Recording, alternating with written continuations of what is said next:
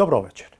Вечерва на првиот програмски сервис на македонската радио и телевизија 360 степени го емитува своето 1000-то издание. Во изминатите години емисијата се обиде да изгради простор за професионално и сериозно новинарство во време кога довербата во медиумите често се става на тест. Низ истражувања, анализи и интервјуа 360 степени отвори многу теми од јавен интерес, покрена дебати и беше место каде што носителите на функции и моќ беа соочувани со прашања што јавноста очекува да бидат поставени. Овој јубилеј е потврда дека и во сложени општествени и политички околности постои публика што препознава одговорно новинарство. Благодарност до вас гледачите, но и до сите колеги и соговорници кои во изминатите 1000 изданија придонесуваат 360 степени да стане и да остане препознатлив простор за информирање и дебата. Еве ги темите за вечерва. Имавме детален увид во предметот за набавката на мазут за ТЕЦ Неготино. Објавуваме што рекле во обвинителството представниците на ЕСМ и што велат за тоа од раководството на државната компанија. Инфлуенсерот Неври Адеми имал 217 објави за политика пред последните локални избори во земјава. При измени на изборната регулатива, можеби треба да се разгледа можноста за нивно соодветно опфаќање, барем во делот на транспарентноста и означувањето на платеното политичко рекламирање. Еве 3 години се поминати и се уште не е спроведена таа пресуда од управен, потврдена од Висшиот управен суд, да се врати земјиштето на РМ. Додека државата да си го врати, на спорното земјиште се вцртува трговски центар. Што значи предлогот на германскиот канцелар Мерц за европската перспектива на земјите од Западен Балкан, Украина и Молдавија? Интервју со Горан Свилановиќ. 360 степени имаше увид во исказите на двајцата представници на електрани на Северна Македонија, поради кои јавното обвинителство за гонење на организиран криминал и корупција, меѓу другото, одлучи да ја прекине истрагата за случајот Мазут. И за обвинителството и за одбраната клучни се нивните тврдења дека ЕСМ не претрпела штета во случајот. Во меѓувреме, од ЕСМ, откаде и формално поднесува приговор до Висшето јавно обвинителство, повторуваат дека сведоците биле технички лица и дека на никој начин не биле стручни и овластени да даваат исказ за евентуалната штета што компанијата ја претрпела од набавката на мазут за потребите на ТЕЦ Неготино во екот на енергетската криза. Очекувале, но никогаш не добиле покана да ги изложат своите аргументи во овој дел. Сторијата е на Александар Димитриевски.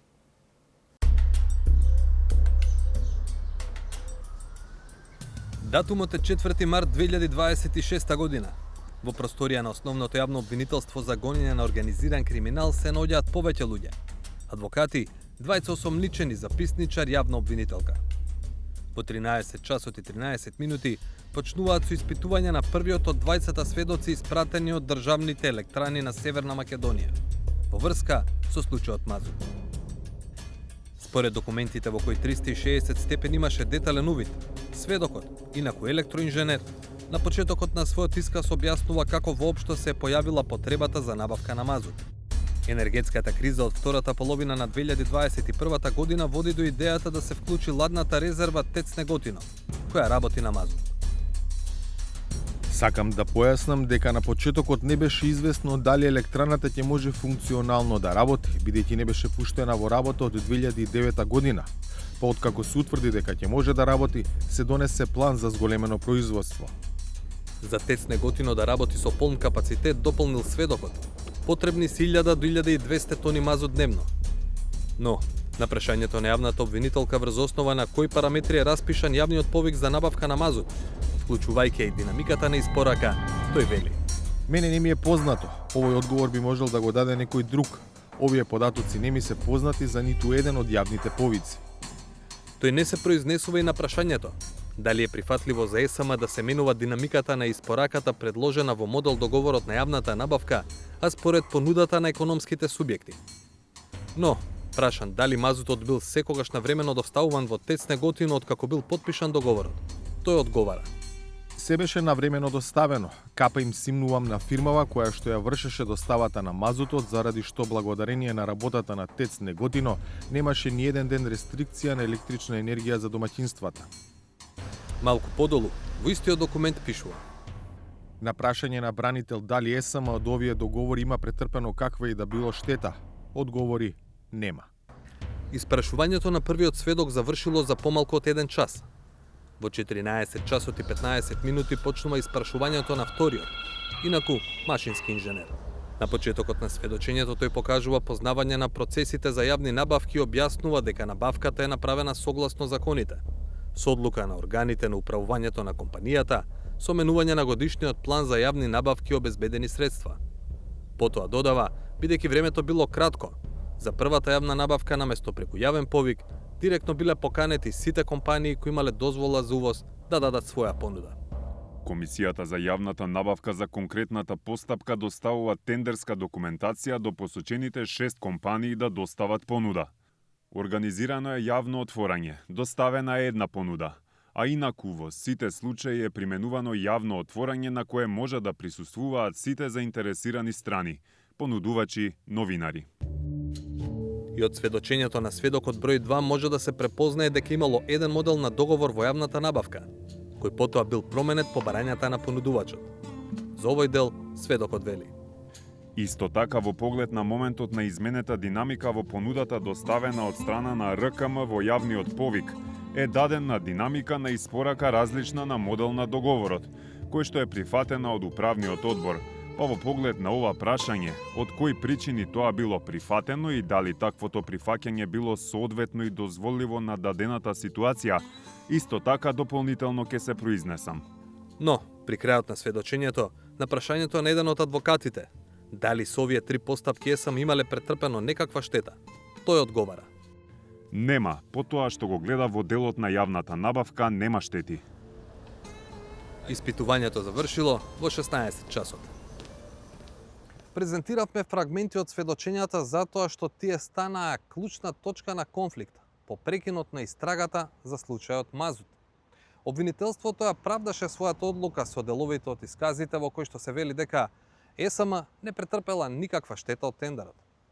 ЕСМ пак, меѓу другото, тврдеше дека сведоците ниту биле овластени, ниту стручни, а уште помалку одговорни да даваат оценка за евентуалната финансиска штета во случајот.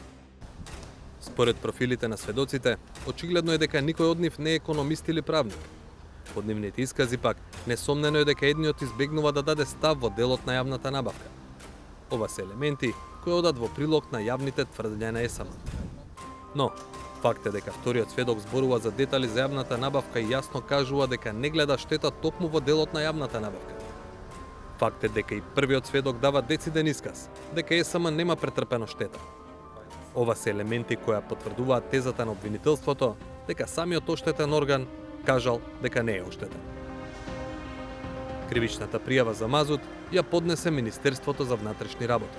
По насока на јавните обвинители е постапувано во рамки на предистражната постапка, кривичната пријава изготвувана по насоки на истиот јавен обвинител. Никој не може да му убеди дека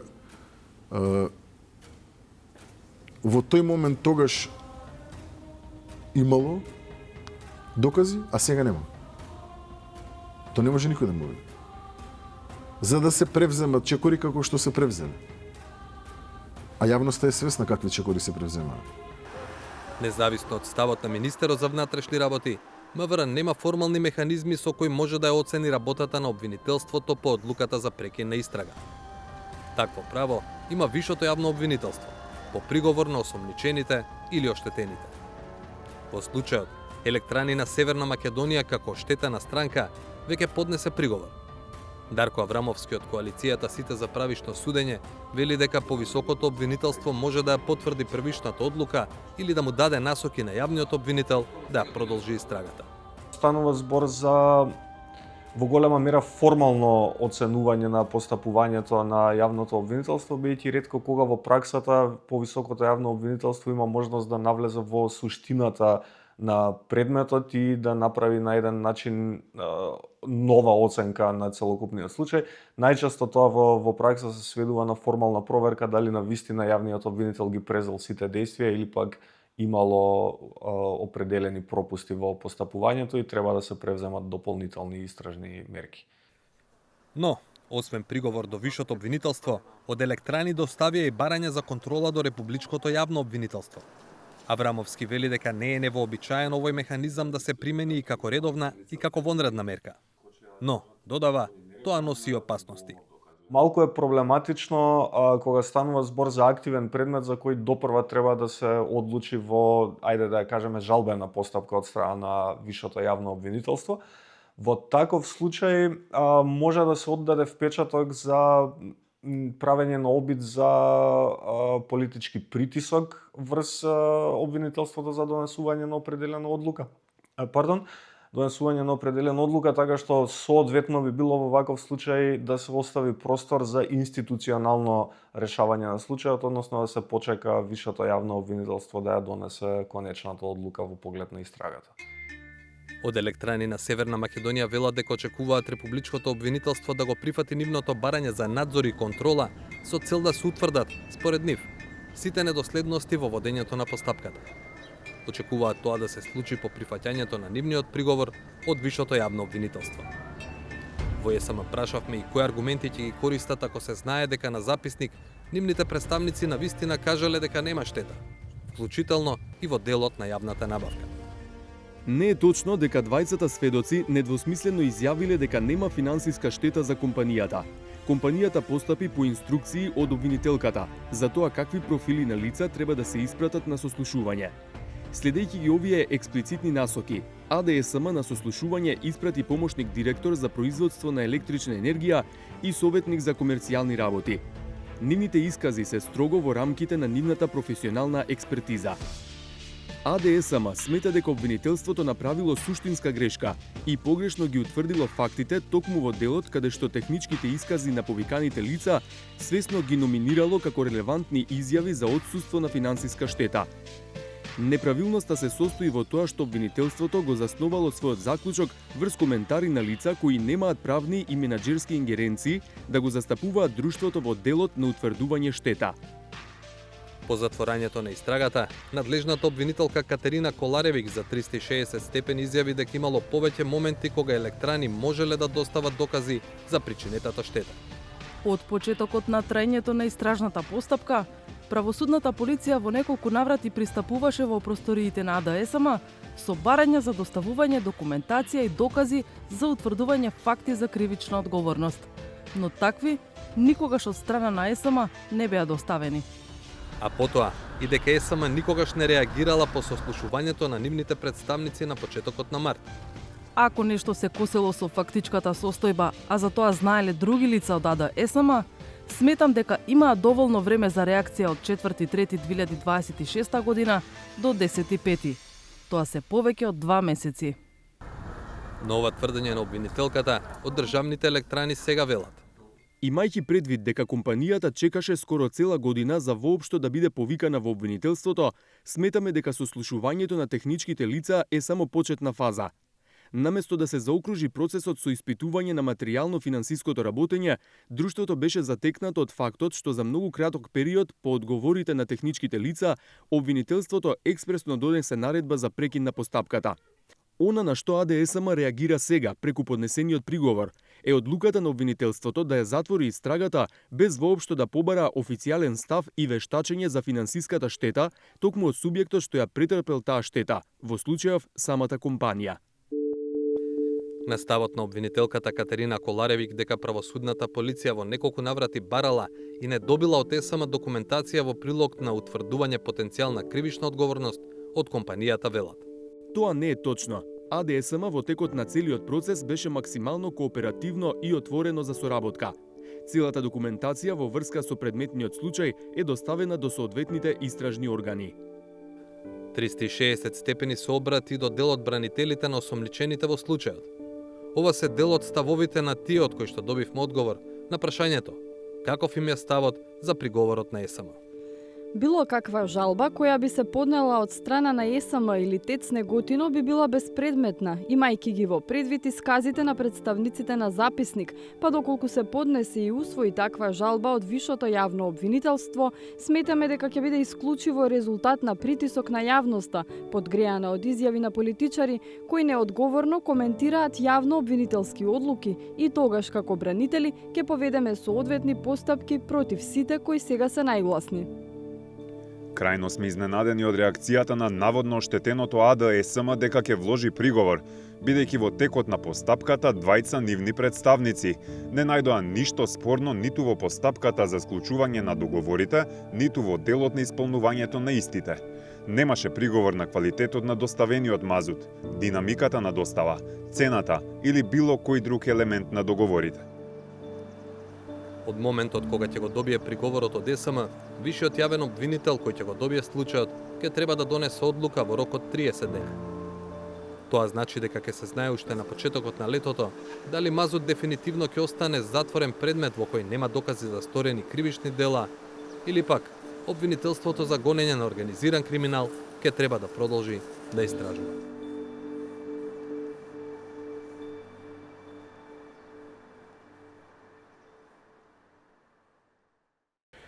Продолжуваме со емисијата.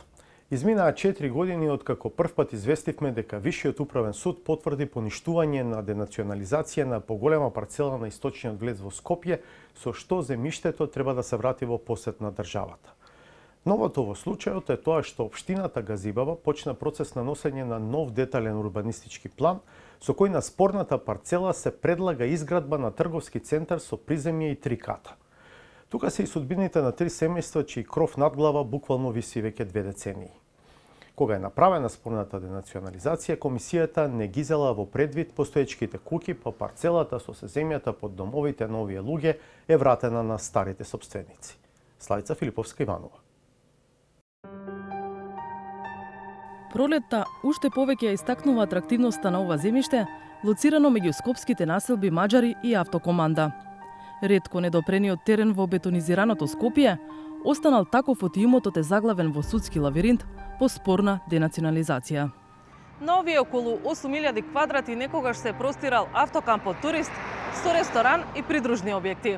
Тие пропаднале во годините на транзиција, но на парцелата се уште има 3 куќи кои собствениците легално ги откупиле пред повеќе децении.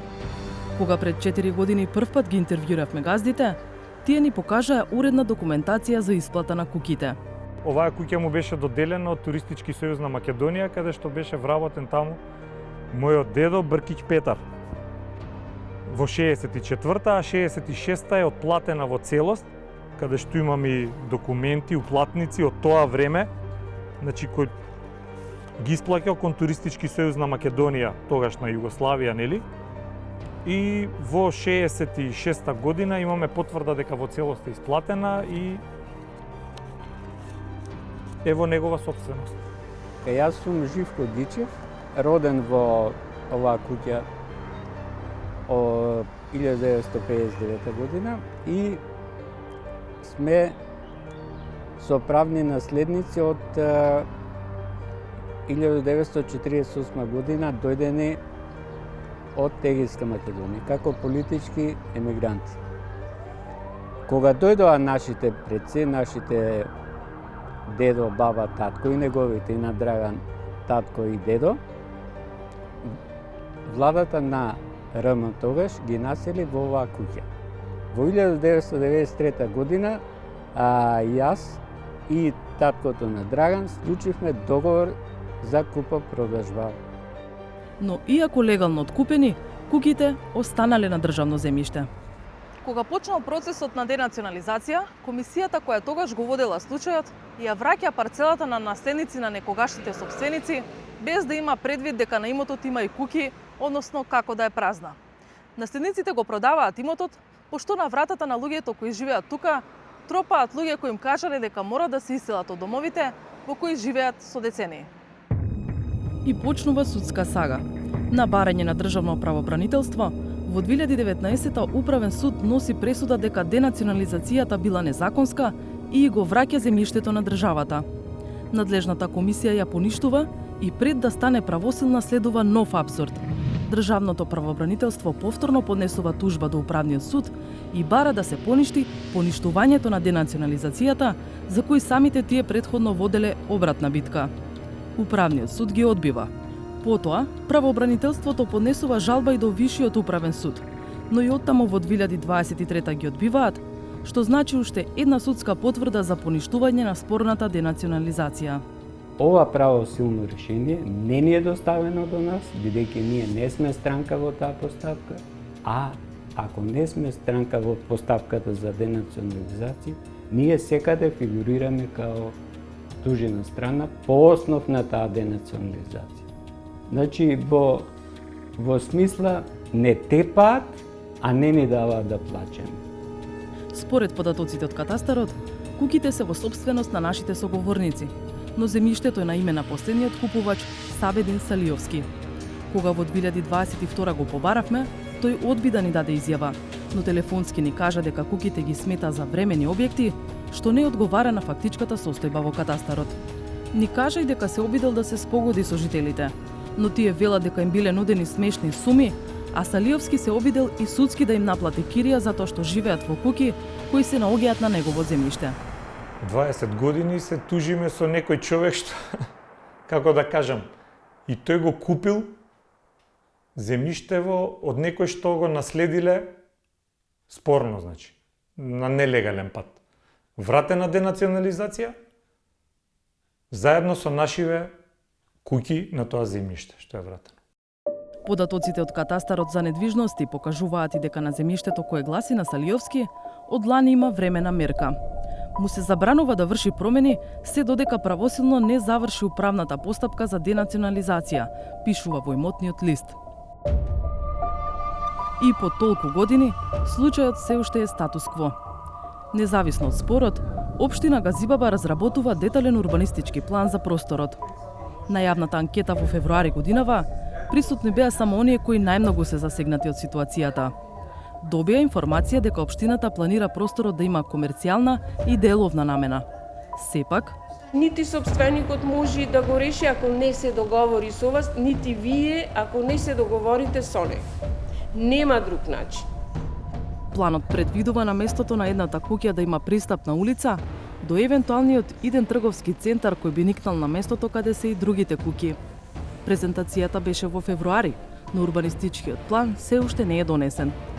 Жителите се задоволни што после 80 години се развива детален урбанистички план за местото каде што живеат, оти така куќите добиваат само повисока цена. Но се уште ги мачи спорот. Ситуацијата е исто како што не снимивте пред 3 години. Институциите што треба да реагираат, не реагираат. И нема одговорност за нив и покрај тоа што го кршат законот. И Висшиот управен суд ја потврди само пресудата од управниот суд и од тогаш 3 години се поминати и се уште не е спроведена таа пресуда од управен, потврдена од Висшиот управен суд, да се врати земјиштето на РМ. Со што сакаме да се врати на РМ, за да може да го откупиме земјиштето што е под нашите објекти и околу нашите објекти. Тврдат дека судските пресуди се нејасно оптоварени со жалби на некогашните наследници, кои веќе го продале земјиштето на Сабедин Салиовски. Мислам дека од наследниците што го наследија земјиштето по пат на денационализација, дека не се навремено, не им е доставено решението дека се поништува денационализацијата. Мислам дека постапката се води за тоа. Од управен суд има пресуда, се одбиени, дека не навремено поднеле жалба и сега се жалат на Висши управен суд. Каков ќе биде исходот, не би можел да ви кажам и не знам. Ова значи дека и покрај поништена денационализација, потврдена со пресуди и од управен и од Виш управен суд, нема никаква промена. Сепак, надлежната комисија за денационализација смета дека работата во судовите се уште не е завршена. Надлежната комисија за денационализација во општина Киселавода при Министерството за финансии не може во целост да постапи по предметот од причина што во тек е постапка по редовен правен лек пред Вишиот управен суд. А кога прашавме во Вишиот управен суд до каде е жалбената постапка, разбравме дека таа се уште тече. Ве известуваме дека по изјавена жалба против одлуката на управен суд, во Вишиот управен суд е оформен предмет по кој постапката е во тек. Конечно, го прашавме и Државното правобранителство зошто не се спроведуваат пресудите и како го коментираат фактот што земјиштето никако не се враќа во сопственост на државата. И тие велат дека постапката не е правосилно завршена. Ве известуваме дека постапката се уште е во тек и не е правосилно завршена. односно решението на првостепениот орган, решението на Комисијата за одлучување по барања за денационализација, се уште не е правосилно. Но кога се обративме во управниот суд, добивме поинаков одговор. Оттаму велат дека нивната и последователната пресуда на Висшиот управен суд пред жалбите се конечни, што би значило дека спорно денационализираното земјиште треба да се врати во сопственост на државата. По извршените проверки во службената евиденција на судот, утврдено е дека предметот е завршен и архивиран, што значи дека донесената одлука е правосилна и извршна, односно во конкретниот случај со пресудата на Висшиот управен суд е потврдена пресудата на управниот суд.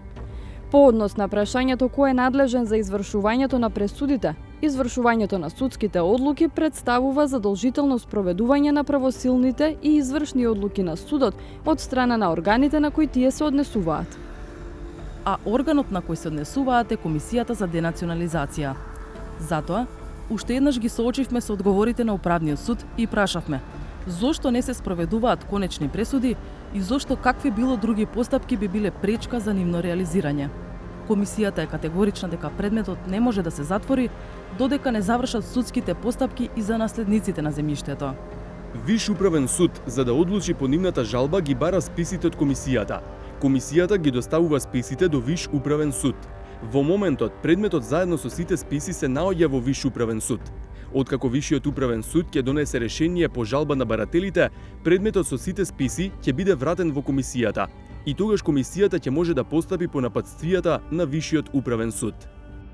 А со бескрајниот институционален пинг-понг при готова фактичка состојба, остануваат да живеат и староседелците на имотот со неизвестност за иднината. Институциите се глуви и слепи за некои проблеми што они ги направија и се трудат се повеќе да ги заташкаат и да не ги решаваат. Да го спроведат она што треба да го спроведат. Тоест пресудата од управениот Виш управен суд. Медиумите имаат силно влијание врз јавното мислење и затоа е строго регулирано што смеат, а што не смеат да прават за време на изборната кампања.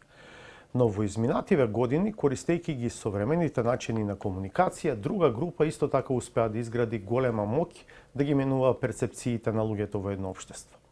Се нарекуваат инфлуенсери. Агенцијата за аудио и аудиовизуелни услуги деновиве објави дека дел од инфлуенсерите во земјава имале објави во полза или на штета на одредени кандидати за градоначалник или партии за време на кампањата на локалните избори. Препорачуваат да се воведе мека регулација. Што мислат за тоа инфлуенсерите, што мислат политичките партии, а што експертите? Од Зоран Јовановски.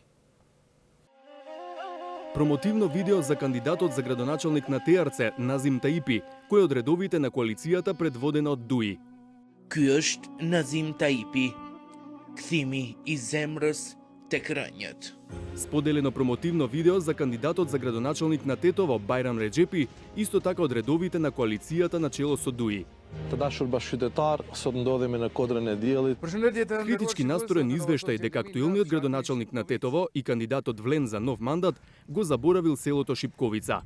Ndërkaq brenda 4 viteve, kryetari aktual, siç thon banorët, nuk I ka shkel këmba në Shipkovicë. Ова се само дел од објавите на Неври Адеми во последните денови пред првиот круг од локалните избори во 2025 година. Агенцијата за аудио и аудиовизуелни медиумски услуги му избројала вкупно 217 објави поврзани со политика за време на изборите. Го наблюдувале како дел од истражувањето однесување на инфлуенсерите за време на кампањата. Mirë, atëherë unë spari do them që unë me profesion jam gazetar dhe gazetar më bën diploma Universitetit Shtetëror të Tetovës, e cila mua ma jep titullin gazetar dhe punonjës medje. Më pas më bën gazetar edhe punat të cilën e kam bërë. Unë kam punuar për një kohë të gjatë gazetar në për disa mediume dhe tani në fund kam hapur edhe mediumin tim Macedonia Press. Сепак, соочен со фактот дека во објавите промовирал одредени кандидати, додека критички обсервирал други, тој вели: Kam funksionuar në bazë të asaj që kam menduar se cila është pjesa më e mirë që mund t'ja ofroj publikut dhe ndjekësve të mi, ndërkaq të ju tregoj publikut përpara ditës së zgjedhjeve, pra ajo dita D që vjen, se në bazë të asaj që çka ofroj unë ato të shohin cila mund të jetë opsioni më i besuar e tyre për të votuar për të udhëhequr institucionin që nesër do të jetë shtëpia e tyre ku mund të kërkojnë rrugë të asfaltuara, të kërkojnë ambient më të mirë, të kërkojnë kushte më të mira për jetesë dhe unë ju kam ofruar çfarë ofrojnë kandidatët që ata nesër do t'i votojnë për institucionin komun. Профилот на Неврија Деми е само еден од вкупно 50 кои биле предмет на наблюдување од давму за време на локалните избори. Целна група биле инфлуенсерите што агенцијата во правилник ги дефинира како физички лица кои редовно објавуваат на интернет со цел да информираат, забавуваат или образуваат, кои имаат најмалку 10.000 следбеници и чија активност има и економска димензија, преку спонзорства, монетизација или комерцијални соработки. Освен квантитативното мерење, тимот експерти ја следел и содржината. За Адеми, кого го издвоивме затоа што според Авму бил убедливо најактивниот инфлуензер во земјава за политички теми за време на изборите, заклучокот е следен.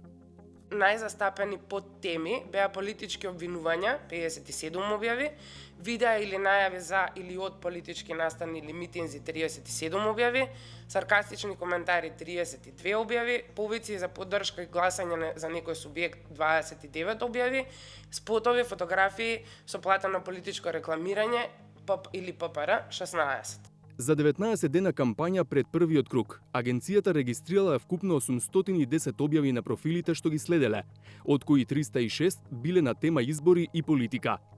Инфлуенсерите станале предмет на интерес бидејќи имаат голем потенцијал да влијаат на јавното мислење при избори, но за разлика од другите медиумски содржини, за нив нема никаква регулација. Во таа насока при идни измени на изборната регулатива може би треба да се разгледа можноста за нивно соодветно опфаќање, барем во делот на транспарентноста и означувањето на платеното политичко рекламирање, како и почитување на правилата за време на изборниот молк. На конференцијата на која беше презентирано истражувањето, присуствуваше и вториот човек на Сдруженијето на инфлуенсери и креатори на дигитални содржини Димитар Атанасовски. Тој вели дека не се против транспарентност и регулација, го поддржуваат предлогот за означено платено политичко рекламирање, ама и предупредуваат на можните замки. Проблемот не е инфлуенсерот овде. Видовме една презентација во која што се зборуваше што инфлуенсерите практично објавувале, затоа што овде сметам дека проблемот е во прикриеното политичко рекламирање. И тука треба да се биде многу внимателен за да не се направи замена на тезите, а тоа е наместо да се регулира платената политичка содржина, да се почне да се регулираат луѓето, нивните мислења и нивниот јавен настап. Дали и како треба да се регулира политичкото рекламирање кај инфлуенсерите е тема која се отвара во период кога е формирана работна група за измени на изборниот законник при Министерството за правда. На барање на ова министерство, Авму ги доставила своите предлози за измени во нивната област, но како институција не се поканети да бидат намаса. Па прашавме дел од поголемите политички партии, кој е нивниот став? Дали треба и како може да се регулира активноста на инфлуенсерите за време на изборни процеси? Нас не е често прво сме тука да дискутираме, да ги слушнеме релевантните институции, да ги слушнеме здруженијата кои што јасно кажа кои се нивните ставови по однос на ова прашање, така да сметам дека треба да се дискутира и помеѓу политичките партии и помеѓу институциите да направиме еден квалитетен изборен законник кој што ќе биде во рамките со Европската унија, односно со европските закони. Доколку инфлуенсер е платен од политичка партија, кандидат или друг политички субјект за промоција, јавноста треба да биде информирана дека станува збор за платена соработка. Но кога инфлуенсерот изразува личен политички став без надомест, тоа треба да остане дел од слободата на говор и да не се третира како политичко рекламирање. Пред да изградиме став, треба да го видиме предлогот на Авму за ова прашање и треба да слушнеме како размислуваат и самите инфлуенсери како таргет група.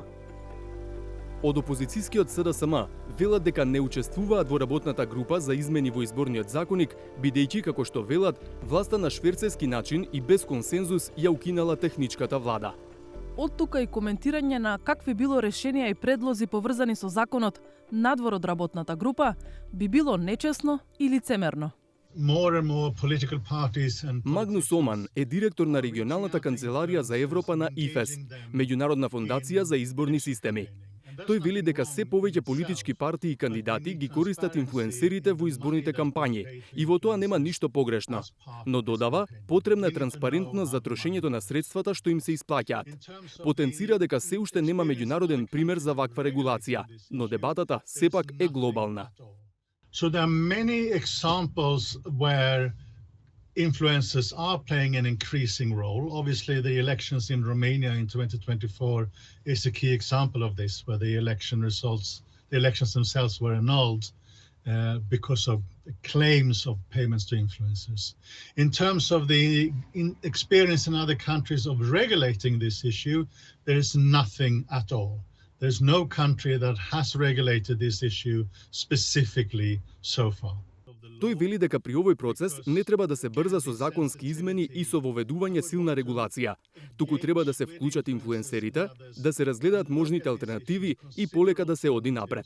It's important to consider what may be effective, to introduce very heavy regulations and requiring massive financial reporting, etc., may not be very effective. Influencers are often young enthusiasts, activists. They may not have a lot of administrative, financial, accounting experience. So it's very important to engage influencers and other stakeholders in discussions. Нашиот соговорник од Гостивар, кој според АВМУ бил најактивен инфлуенсер за време на последната изборна кампања, вели дека поддржува регулација. Dua që të ketë një regulativ, dua që të ketë një ligj mbi të cilin unë do të kisha punuar dhe ndoshta edhe do isha vlerësuar në bazë të punës time dhe bazuar në ligj. Pse dua ligjin? E dua ligjin për shkak se edhe ata që marrin, edhe ata që japin janë më të sigurt. Ndërkaq unë kam kujt t'i drejtohem dhe kujt t'i referohem në aspekt asaj se çka duhet të bëj dhe çka nuk duhet të bëj. Do kisha dashur që të rregullohet, por jo kjo të na vëm mbi supë neve diçka që nuk mund ta mbajmë. Пред институциите е изнаоѓање баланс меѓу контролата на трошењето за онлайн политичко рекламирање, барањата на инфлуенсерите и заштитата на слободата на изразувањето. Со оглед на недостигот од примери за решенија во поразвиени земји, можеби македонското решение за регулација ќе биде пример за други, ако биде соодветно и квалитетно. Најавивме на почетокот во емисијата, во 360 степени следува кратко интервју со Горан Свилановиќ, поранешен генерален секретар на Советот за регионална соработка и министер за надворешни работи на некогашната Сојузна република Југославија. Во фокусот на разговорот што го води Владимир Мирчевски е регионалната динамика и европската перспектива на државите од Западен Балкан, вклучувајќи ја и Македонија. Господин Свилановиќ, што мислите за иницијативата на германскиот канцелар Мерц за нов пристап во интеграцијскиот процес на Украина, Молдавија и земјите од Западен Балкан, при што првично Украина би добила статус на придружна членка, асоцијативно членство, а балканските држави статус на наблюдувач со секако ветување или со очекување дека сите земји конечно ќе добијат полноправно членство кога тоа ќе го заслужат. Обрадовao sam se kad sam danas pročitao tu izjavu kancelara Merca, znači čovjeka koji u ovom trenutku vodi Nemačku, jednu od najuticajnijih zemalja u Evropskoj uniji. Već neko vreme u javnosti se razgovara o potrebi da se nešto uradi. To dokle smo došli u procesu pregovora, govorimo o množini, mislim na region. Ja tvrdim da je to podeljena odgovornost između naših vlada, počev od moje, kad je u pitanju recimo Srbija, i svih drugih u regionu, na jednoj strani, i Evropske unije na drugoj strani. Ja bih u prvoj rečenici rekao, sve to razlog zbog čega sam se obradovao u ovoj izjavi. Ja inače zagovaram ideju da Zapadni Balkan treba da bude Evropskoj uniji do 2030. Ali to je lako reći. Za to je potrebno mnogo toga se dogodi na našoj strani, ali i na strani Evropske unije. Mora neke odluke da donese. I ja mislim da Merec govori o tome. Dajte da pogledamo ovaj proces i da ga učinimo kredibilnim i da vidimo koje su to promene u procesu i u statusu možda koje bi trebalo da se dogode u budućnosti. I sada tu ja ću reći vrlo otvoreno neke stvari je on pomenuo koje ja jako podržavam. Meni se čini da bi trebalo raditi sledeće stvari. Prvo, puna podrška Crnoj Gori da dovrši proces koji je počela. Drugo, mislim da je potrebno angažovanje Evropske unije prema svima onima koji otežavaju svojim uticajem i angažovanjem u regionu i put Crnoj Gori i svima drugima kad je u pitanju pridruživanje. Na razne načine to dolazi od suseda, izvan EU i u EU, koji nije od pomoći ni Crnoj Gori, a ni ostalima. Treća tačka koja me približava ovome o čemu je govorio kancelara, to je Evropska unija godinama investirala u nešto što se zove zajedničko tržište, naše, regionalno zajedničko tržište, koje bi funkcionisalo po pravilima po kojima funkcioniše i evropsko jedinstveno tržište. I moj prvi predlog je u stvari i predlog koji je pomenuo kancelara, to je treba razmisliti o tome da ne umesto procesa pridruživanja, nego paralelno sa procesom pridruživanja, da se ubrzano radi na tome da ovo tržište kao tržište postane deo zajedničkog evropskog tržišta. Mislim da bi trebalo da sednemo s Evropskom unijom i da napravimo roadmap, plan, mapu puta, da dođemo do Schengena. Politika koja je ranije vođena, prvo uđete u Evropsku uniju, pa 10 godina kasnije dođete u situaciju da razgovarate o Schengenu, je potpuno prevaziđena.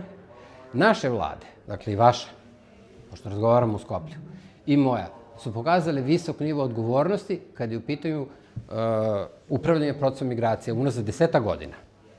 I radile su ruku pod ruku s Evropskom unijom. Dokazale su se da mogu. Naravno, ima tu još osetljivih pitanja. Frontex prisutan je svuda u regionu. Organizovani kriminal je takođe prisutan, da se ne lažemo, ali mislim da bismo mogli da napravimo mapu puta koja bi u narednih nekoliko godina mogla da nas dovede dotle da postanemo deo Schengena na način na koji je to Švajcarska ili Norveška. Uz ovih nekoliko koraka koje sam pomenuo, koji bi ubrzali taj proces, ne bi došli umesto njega, ali bi mogli u relativno kratkom vremenu da ožive veru, jer to je ono što će biti rezultat ulaska Crne Gore prvi.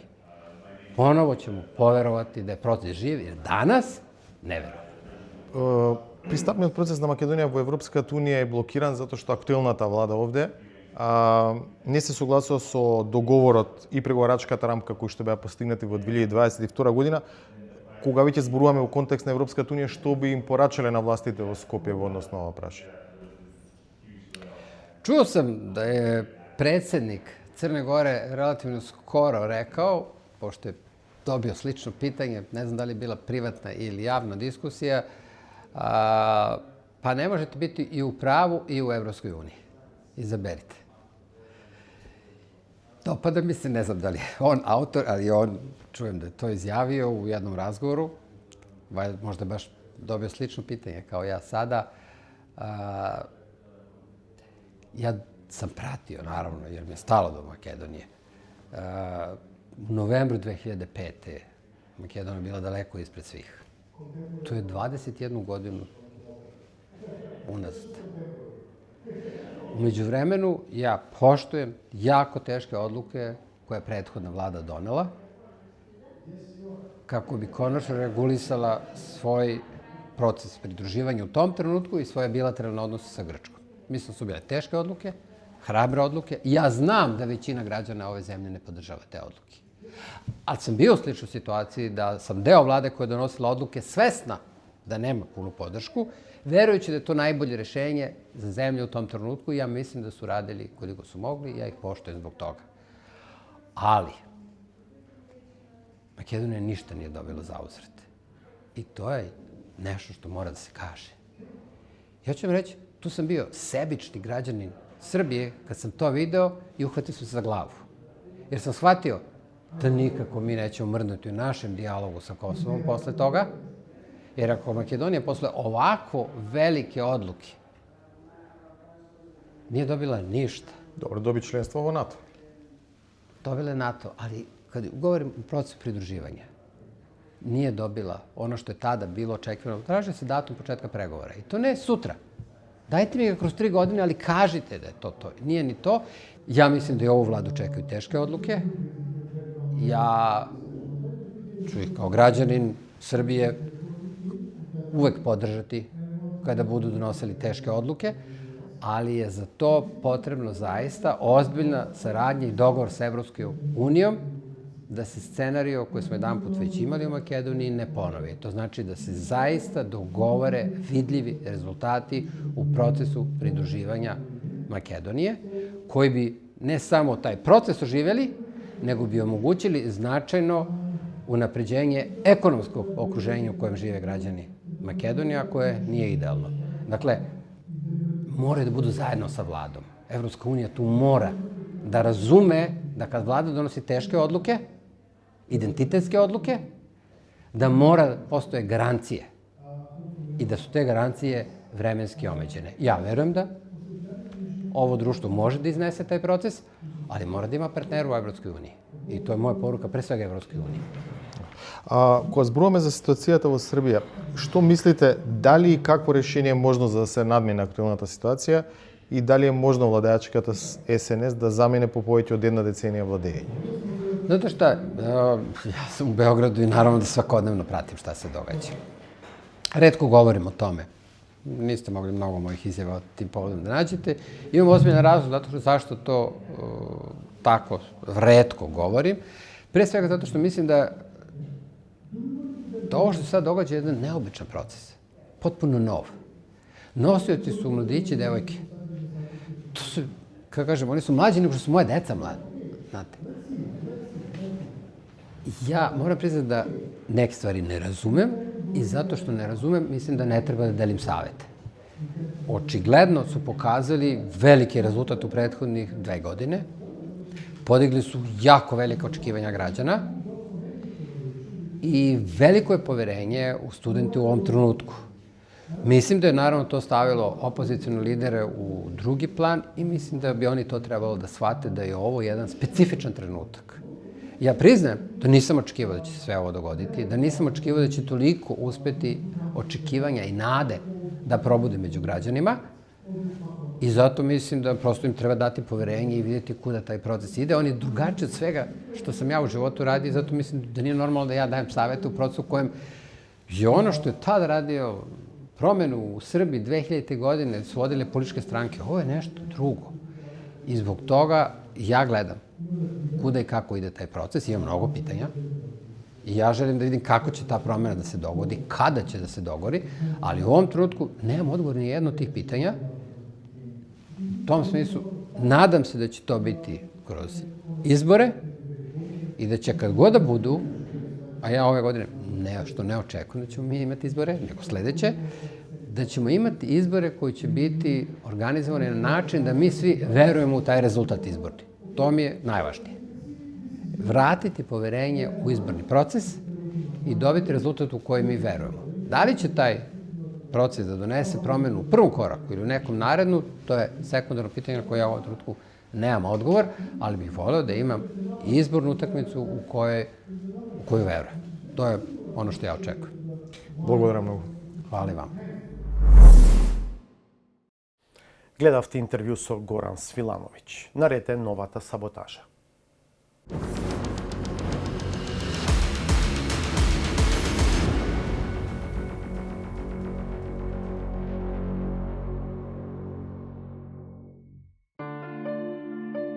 За некој да се занимава со политика, потребно е да има силни нерви и цврст карактер, да поседува јака велица и добар слух, но и да го користи својот нос.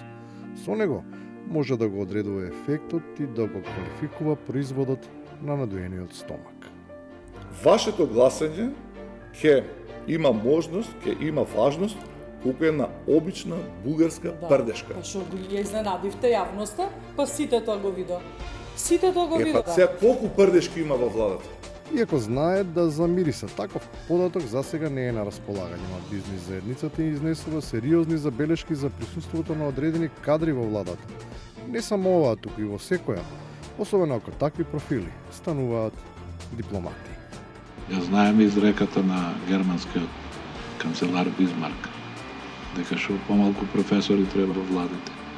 Што бара еден професор во земја која што е прва, втора или трета на ранг листата на економски партнери на Македонија. Професор по историја или професор по книжевност, што ќе направите? Ќе помогне? Не. За изборка. Еден од професорите кој за волја на вистината не е на служба во странство, па наведеното сценарио не може да се реализира. Сепак прави проблеми по дома. Ниту тој ги сака неговите, ниту тие го сакаат него. Ама има кој да се грижи и да го крепи. Дали ќе продолжи соработката со министерот Ливани и покрај влошените односи со Блен? Па гледате дека министерот Ливани е со мене. Тој веројатно и не е со него, ама кога премиерот ќе се изненади од одлуките на некој околу него, по собствено признание, лично му се јавува. Односот и муабетот меѓу нив е предмет на љубопитство, ама никој не успева да дојде до содржината. Може би се пријатели, па се чуле здраво како сте, како ви оди работата. Значи, не можам јас да оценувам нешто што не знам, ама вие имате право, новинарите, да прашате, извинете, од каква природа беше разговорот. Нема информации ниту какво пресрет на реконструкцијата ќе беседат и со знамовци, ама оттаму веќе порачува дека како и досега, тие ќе останат доследни и стамени, бидејќи тој пат го изоделе. Префрлувањето во политиката, или јас тоа би го нарекол политичка проституција, е многу честа на овие простори. И на крајот, за пророците, кои исто така се многу чести на овие простори. Ние не влегуваме. Нема, тоа е кажано. Македонија додека не се уништи, нема да влеземе. Останува нерасчистена само дилемата. Ако се уништи, како и што воопшто ќе влезе во која било унија. Па била таа и европската. Го завршуваме ова 1000-то издание на емисијата 360 степени. 1001-то е веќе в понеделникот 20:15. Гледајте не.